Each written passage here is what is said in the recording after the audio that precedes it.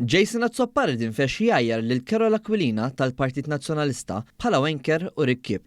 L-eks deputat nazzjonalista u avukat tal-Aqda Repubblika nfex b'tajjir dispreġjattiv kontra l-kelliem għall-ġustizzja tal-Oppożizzjoni il-ġimgħa wara nofsinhar.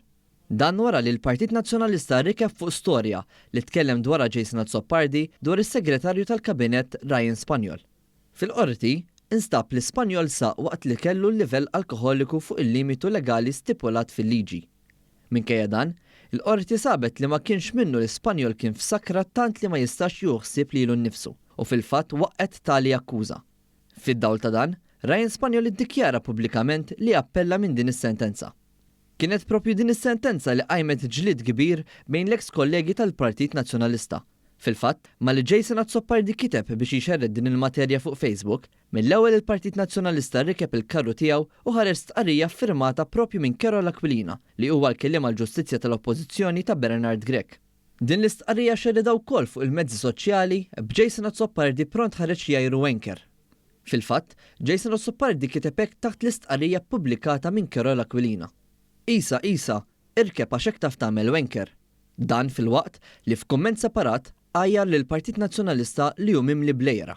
Din mhux l-ewwel darba li l-Partit Nazzjonalista u l-kelliema tiegħu ġew akkużati li jafu biss jirkbu l-karru ta' ħaddieħor.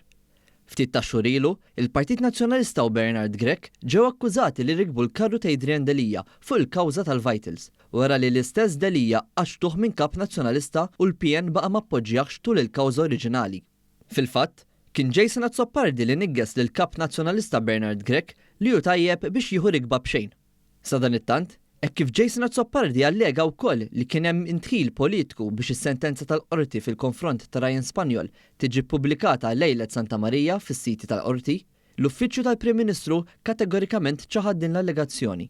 Hi prassi normali li sentenzi ordinarji bħal dawk relatati ma' każi ta' traffiku u li jinkludu inqas minn sentej priġunerija ma jiġux ittajpjati b'mod diġitali u mtellajn fis-sit tal-qorti.